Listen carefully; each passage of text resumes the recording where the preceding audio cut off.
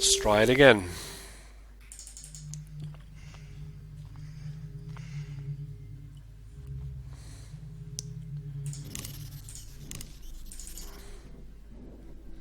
It's a good thing that we can make more of than one. Vaporizer activated.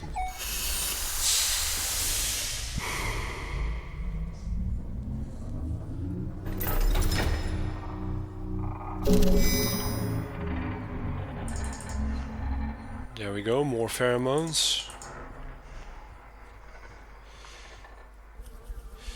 Let's try to throw it in the fan, or maybe in the oxygen tank. It doesn't work like that. No. In here then. Let's hope this works. I hate bugs.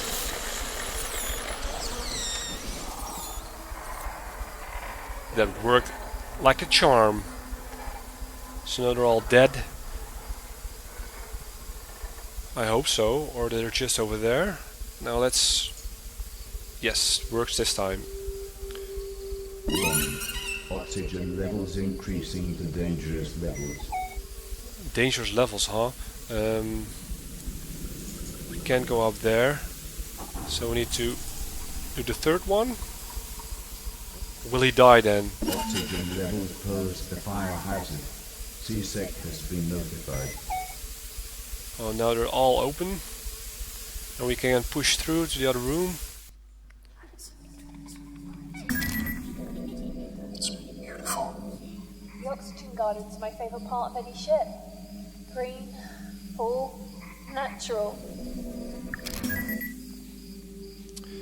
So we created a fire hazard, but where does that come in play?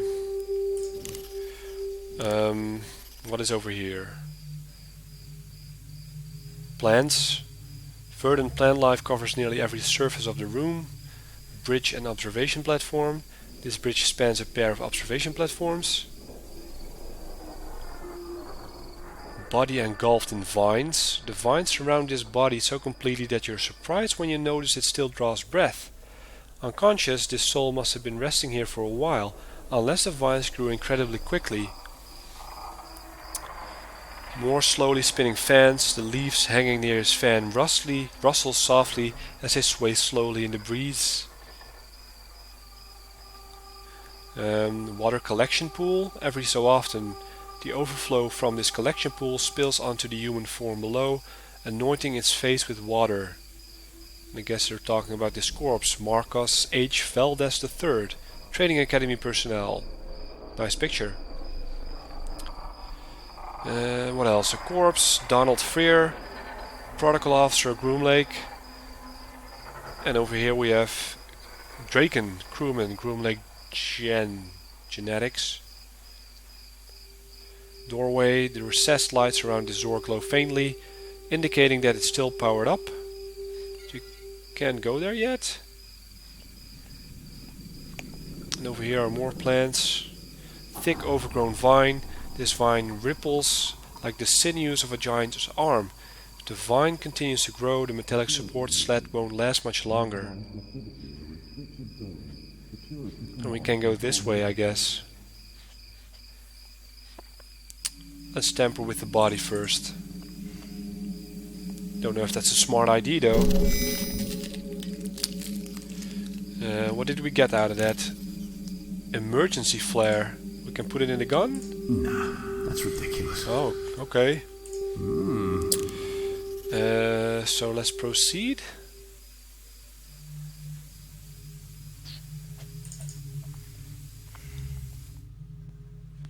Wait, there was another corpse. Oh, God. God. Let me just go back for a sec. There is... Who is this? Frank Fleury, bartender. He doesn't look good. More rotting bodies over here. Another thick vine. The thick muscular vine seems to pulse with life. If it grows anymore, the metal supports... Yeah, we already knew that. This fan spins bravely on. Thick organic growth. This growth twists upward like a horned blemish bursting forth from skin. Its surface is firm but porous, different from the vines and trees surrounding it. Planting, the vines form a lush carpet that covers the rough metal flooring. Stagnant water collection pool. LJ has left scum over the surface of the water of this stagnant pool.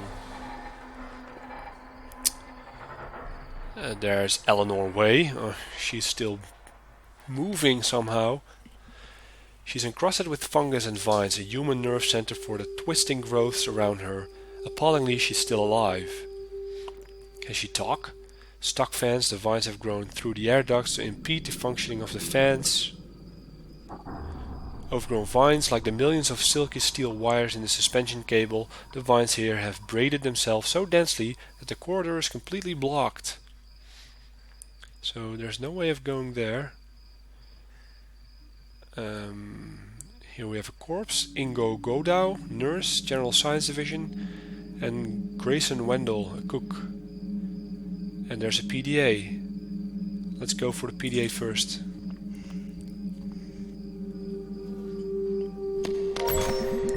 From Eleanor F. Way, January 19. The Lord is gracious and merciful, slow to anger, and great in loving kindness. The Lord is good to all. I simply wish His kindness had extended to Chelsea. The galley chef told me that a few of the other crew members are uncomfortable with having an ARG patient on staff. I asked if her work was in any way below standard, at which point he grew uncomfortable and admitted exactly as I thought. No, she was a superb worker, but his team were uncomfortable with her anyway. Being a geneticist and a Christian may appear contradictory to most, but that is their burden, not mine. I believe in grace and mercy. It wasn't Chelsea's fault she was born an ARG baby. James, my ex-husband, blamed me. James wanted her terminated, and when I refused, he packed up and left. That suits me. I'd rather be without an unloving husband and father than without my beautiful child. And she is beautiful, a gift from God.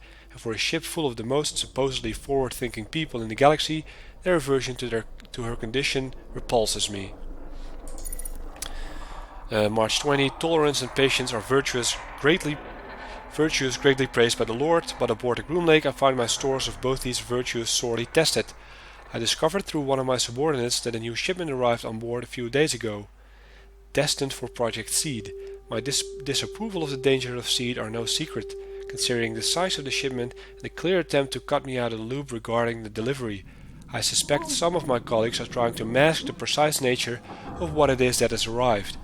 If it is as I suspect, there will be no, and I mean no, lengths I will not go to in order to depose Dr. Milan. Kane Corporation is a company for the promotion of the sciences, not for the sinister schemes and unprincipled ambitions of individuals. I have moral issues with Kane and their weapons research. It tests my faith, but Kane's medical breakthroughs have changed the world, and my world too. It's because of Kane-created research that Chelsea is even alive. This is why I do what I do. I work in genetics to find cures for my dearest Chelsea, and others like her, not for money. It's my job to put things right for her. So who's Chelsea? Her daughter, okay, but where is she? And if you weren't reading those stories on the PDA, you wouldn't know much of the story, because much of it is told through these PDAs, and as we go further along, we know much more of the game, actually. It's reaching a finale, I think. May 21, I had lunch with Dr. Gray this afternoon. He is an odious little man and utterly misanthropic, but if you need somebody to talk about Project Seed, then there are few people who give up information more easily. His ego easily outweighs his sense of confidentiality. Project leaders and project members are not allowed to discuss details or individual projects, but he can't resist himself. Nevertheless, he revealed disturbing details. I'm aware of our sample origins. We need human genetic material in order to develop cures for human beings. It's a hard truth, but there's paperwork, permission forms and contracts that create the supply. That shipment has none of those things. And I have to say, the story is getting more interesting. September 25. Their children, oh God, in all your great mercy, how could you let Milan, that unholy monster, do this? It's taken months, but finally I found a young cargo worker named Danica Boxer. I know her. She was referred to be my Dr. Tenchu, such a sweet girl. It seems the cargo was a combination of adults and children, all of whom were acquired through illegal channels for use in genetic research. I did not agree to do this. I leave this place and I take Chelsea with me before I spend 1 minute more working for a company that endorses the use of children in research. There are not enough words to describe the soulless creatures that did this. Revenge? I don't believe in revenge. Beloved, never avenge yourself, but leave it to the wrath of God, for it is written, Vengeance is mine, I will repay, says the Lord. She's a true believer. November 26, where is she? The creatures are attacking in full force. The screams all over the radio. They're dying, they're all dying. I hear them scuttle through the vents, see the blood they spill and spray over the walls. Chelsea, Chelsea, oh God, please bring her to me. I'm trapped in hydroponics. Please let my little girl find me. I fear it's too late. December 9, voice note. I can see Chelsea inches from me, lifeless. I contemplated taking my own life as she died just before my eyes. That's sad. When those creatures attacked, the crew sealed off parts of the ship and I was left trapped in hydroponics. That fungus got to me, and now it's inside, profaning my body. Its nerves wrapped around my cerebral cortex.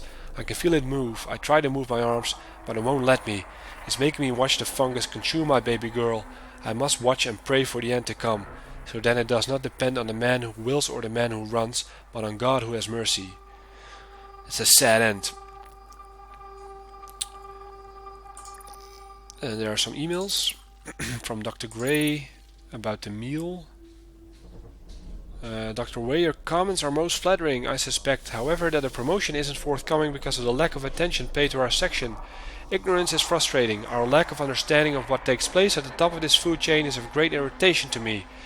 You do seem to be pushing relentlessly for information about this cargo, though, and I'm somewhat uncomfortable discussing it any further. I fear I might already have said that too much. For the sake of your career, my dear, I'd suggest discontinuing your pursuit. You're a fine geneticist and are clearly one of the most talented people on the ship. Don't let it go to waste. Sebastian. Then from Dr. Tenchu. Dr. Wei, I know what you're a spiritual woman and at times receive a great deal of criticism for this, but I feel I can speak to nobody else. I'm well known for my positivity and cheerfulness, and I believe I've earned my nickname, Dr. Gray's Smile. I'm haunted by what I'm hearing on the ship, and I wonder if perhaps it's merely induced by my own fears. Oh, the hell with it. I'll ask you straight out. Do you believe in ghosts? You may think that I'm being ridiculous or delusional, but I can hear things, children crying deep in the bowels of the ship. I work many late nights, and I'm convicted that I can hear crying through the vents. Where are these sounds coming from? I did hear rumors that before the Groomlake was refitted, a group of children were brought on board, and their quarters were on this deck. There was a malfunction with the heating units, and well, they all died. I don't want to seem like I'm wasting your time, but I enjoyed our talk yesterday and your open-mindedness about matters of the soul. Kind regards, Akita. So that's it.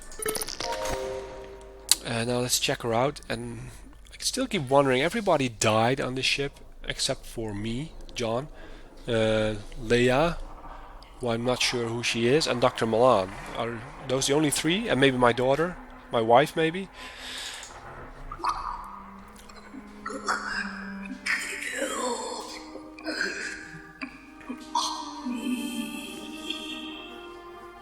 I could get you out. I could cut you free.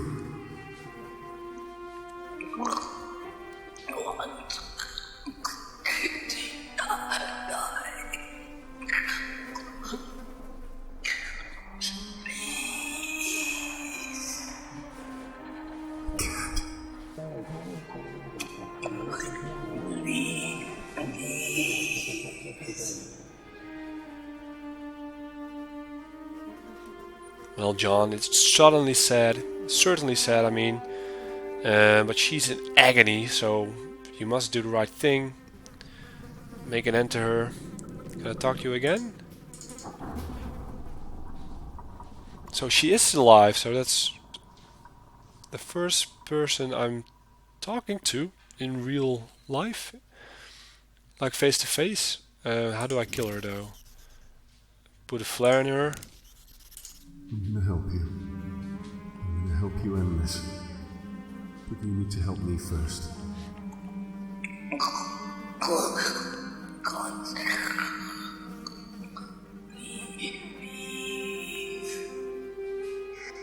I don't need you to leave.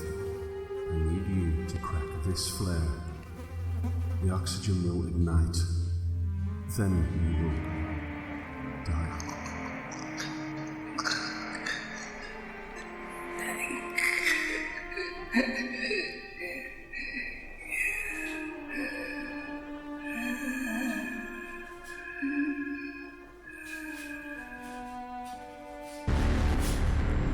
Get out of there, John.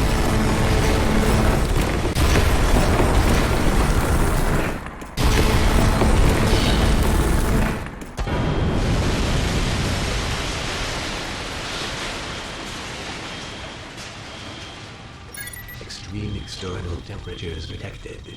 Plug suit has regulated body temperature to benchmark level. The fire systems just went haywire over here, John. What did you do? I cleared the vines. With a flamethrower? Something like that. Fire in Oxygen Gardens 1, 3, 5, 6, 9. Fire in Oxygen Gardens 2, 7, 8. Fire suppression system activated. Warning. Fire suppression system compromised. Warning. Shit. Oxygen production has been compromised. Are the biomes still intact? Oh. Oh, God, please don't say burn them out. Just the one on this level. It's cause a chain reaction, John. They're all going up. We have a time limit now. Hours at most. You get my daughter right now.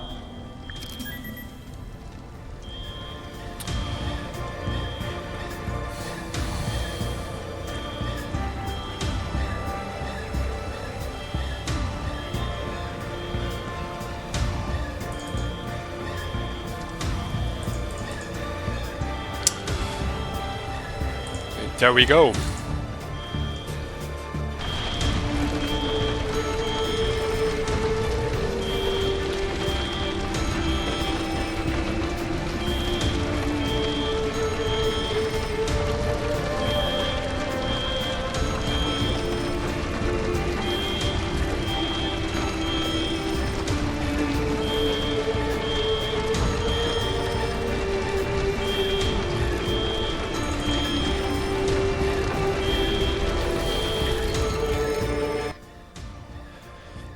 So it was very noisy in there.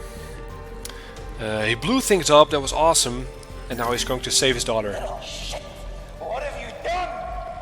Listen to me. Fire cleanses. Mr. Maracheck, I'm gonna make sure you burn for what you and your friends have done to me. To my own! Please. I have nothing to do with this. You won't get much further. Goodbye.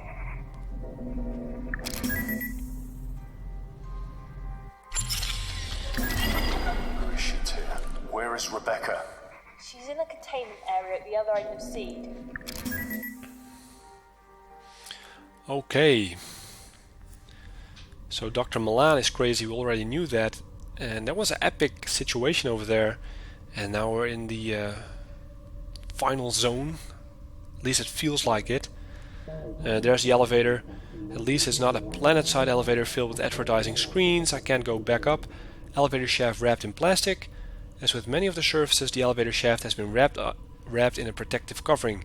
Contamination is a concern here. Over here